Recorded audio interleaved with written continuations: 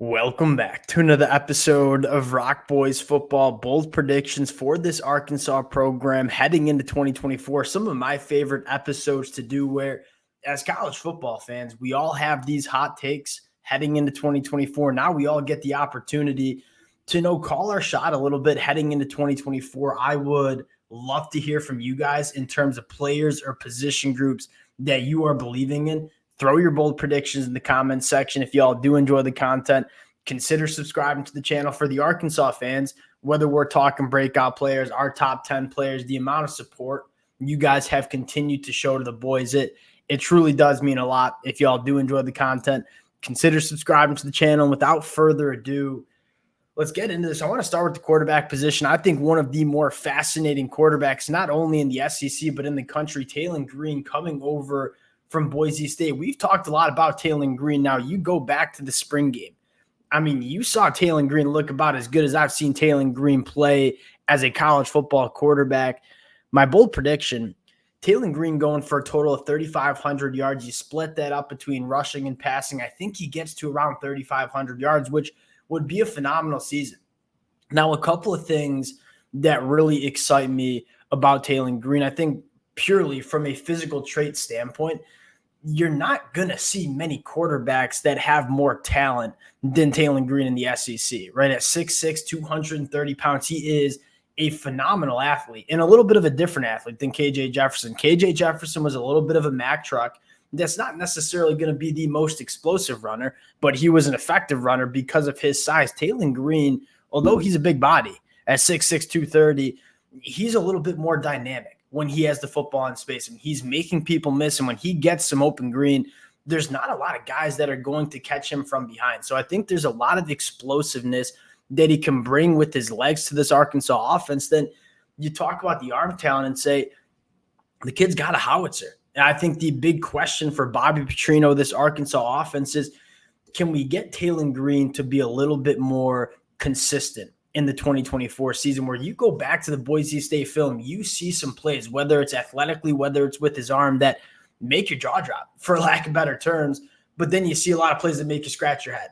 I think if Taylen Green can find some sort of consistency at a relatively high level for Arkansas, this is a quarterback that can win you a lot of football games in the SEC. Another thing that makes me feel pretty dang good is we've seen Bobby Petrino construct offenses that fit someone like Taylen Green exceptionally well. And I think that's a massive storyline that, not enough people talk about. I think Jalen Milroe last year was a perfect example where Jalen Milroe had a very unique set of skills, and Alabama for that first half of the season didn't really lean into it.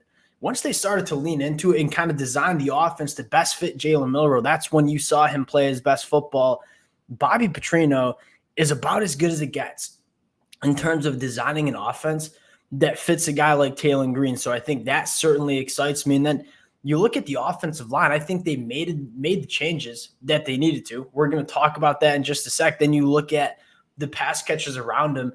Yeah, some NFL talent. I mean, guys like Andrew Armstrong, you take a look at Luke Haas at the tight end spot. There are some weapons in the pass catching room as well that I think Taylen Green's coming into a spot where you got a really good play caller. I think you got some pieces around you. I think there's some reason to really believe in Taylen Green. And if we see the Taylen Green that we saw in that Arkansas spring game that was dialed in, using his legs, pushing the ball down the field, at the very least for Arkansas fans, you're just fired up about the upside that he brings. And as a Michigan fan myself, I'm kind of in the same boat where we have Alex Orji, kind of an unknown heading into the Big Ten season in 2024. But at least as a Michigan fan, we're excited about the upside. We're not necessarily sure how it's going to go, but there's some high ceilings for guys like Taylen Green and Alex Orji.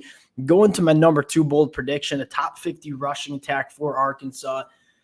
Talk about what needs to happen for this Arkansas team to kind of get back to what we expect from Arkansas. Honestly, to save Sam Pittman's job, it starts up front. It starts running the football. When Arkansas is at their best, they are running the football, controlling the clock. They just weren't able to do that in 2023. I think a large part of it had to do with the offensive line, but you take a look at the numbers, 3.6 yards per carry. That was outside of the top 100. That's not the recipe. Sam Pittman's offenses are not running the football. They're not going to be putting up a lot of points. Now, You look at the problems for Arkansas in 2023, the more I've gone back into the film, the offensive line was a problem. The tight end blocking, it was a problem. I think Arkansas made the changes that they needed to make, specifically at the offensive tackle spot. The offensive line is a fascinating unit where you're really only as good as your weakest link. Like if you have some liabilities on the offensive line, it doesn't matter if you have some good players. You're not going to be that great of a unit. I think Arkansas elevated, kind of the floor of what this offensive line can be. It starts with the tackle spot. You bring in Fernando Carmona coming over from San Jose State, who I went back and watched a few games, but I'm just going to kind of trust the rest of college football. I mean, every single program at the P4 level wanted a guy like Fernando Carmona. So we feel pretty good about him coming in and being kind of a staple at left tackle. You're bringing Keyshawn Blackstock at the right tackle spot. I think he's going to compete for maybe with a guy like Crawford or Joe Moore. At least you have some competition and depth on the offensive line. I felt like last year Arkansas was kind of forced to play some guys at the offensive tackle spot that, one, weren't offensive tackles, but I think number two, weren't ready. I think Pat Kutis was probably a good example where he probably should have been playing guard, but they needed him to play tackle, and then probably just wasn't ready as a true sophomore. And so I think that there's less weak links within this Arkansas offensive line. You're bringing Addison Nichols from Tennessee. You have Joshua Braun, who is one of the better offensive linemen in the SEC. I think this offensive line gets a lot better. You're bringing Jaquindon Jackson at the running back spot. I think the combination of Taylon Green, Jaquindon Jackson with some significant upgrades on the offensive line, I think you can get back to running the football extremely effectively. And I think you can rely on some explosive plays with Taylon Green at the quarterback spot. Again, KJ Jefferson was a guy that keeps you on schedule, kind of falls forward, carries some bodies. Taylon Green can give you those 20-plus yard chunk plays on the ground. I think that's what really excites Arkansas fans. Going to number 3, I want to talk about, I think, my favorite player in this Arkansas roster, Luke Hasz. What you saw of him as a true freshman before the injury, it doesn't get any more impressive. He was on his way to being a freshman All-American. And what stood out to me is it's really rare to see tight ends as true freshmen come in and look just as in command as Luke Hasz did. I mean, there are so many different responsibilities you have as an SEC tight end, whether it's inline blocking, whether it's understanding your route tree concepts. Luke Hasz looked like a 4-year veteran out there. I think he has some big-time athletic upside. You look at Luke Hasz going into year 2, I think there's a good chance he's a top 3 leading receiver for this Arkansas team, and one of those tight ends that you can really run your passing attack through. I think Vicarious Gum's another guy that we were really excited about last year, didn't really have the season we expected. I think a large part of that had to do with Dan Enos in that offense. And kind of like the tight end room, supplementing what you have in the wide receiver room. Now, going to the defensive side of the football, I want to start on the defensive line. And my bold prediction, and really just one of the more underrated players as I'm kind of diving back into the SEC heading into 2024, Eric Gregory. Now, I'm not sure Eric Gregory is going to be a first-team All-SEC guy, but I could see him being a second, third team, maybe all honorable mention kind of guy on the inside. He just does the dirty work, and I kind of want to, expand this conversation to the defensive line in general, which I thought was probably the best unit on Arkansas's team last year, obviously headlined by Landon Jackson, who my original bold prediction was going to be Landon Jackson being first-team All-SEC. I didn't think that was bold enough. I think he might be a favorite to be a first-team All-SEC guy. You look at Arkansas, a couple things that I really like. One is the depth. You have your NFL caliber guys, Landon Jackson, but I think you're really deep. I mean, you start looking at the 2 deep. Anton Jukaj coming over from Albany, extremely productive at the FCS level. You're bringing Danny Solly, who, again, not going to be a guy that lights up the stat sheet, but you're talking about someone who's 350-plus pounds, that can do some of that dirty work. I like the top end talent with guys like Landon Jackson and guys like Eric Gregory, but I also like the depth within this Arkansas defensive line. And you kind of pair that up with my last bold prediction, that is Brad Spence leading this Arkansas team in tackles. I kind of like the front 7. We feel good about the secondary, headlined by Jalen Braxton. I think one of the better cornerbacks we'll see in the SEC. You look at this front 7 and say, you got a defensive line that I think is going to be really good. And you have some hyper athletic linebackers that I think can fly around the field and make plays. And I think on paper, a lot of people assume this linebacker room takes a massive step back, losing your kind of leading tacklers and Jaheim Thomas and Chris Paul Jr., you go back to the film on Jaheim Thomas. He was the guy that filled the stat sheet up, right? I believe 90 plus tackles for Arkansas.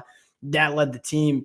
You look at his average depth of tackle was 4.5 yards down the field. I mean, this was a guy that just wasn't really attacking the line of scrimmage, wasn't really being a difference maker at the linebacker spot. Yes, he made a lot of tackles, and that's what you want to see from your linebackers. He wasn't a guy that was like Drew Sanders, who was just kind of flying around the field, making a lot of plays. I look at Brad Spence and say he could be one of those linebackers. And quite frankly, you can say the exact same thing with Xavier Sora Jr. as well. Two really athletic linebackers that, haven't played a ton of football. So there's a large unknown in terms of what they're going to be as a unit. That being said, from a physical trait standpoint, I think there's a lot to believe. And I thought Brad Spence looked really, really good in the spring game. Obviously, you expect him to get better going into year two, not only from a physical standpoint from the weight room, but also like the instincts of playing linebacker.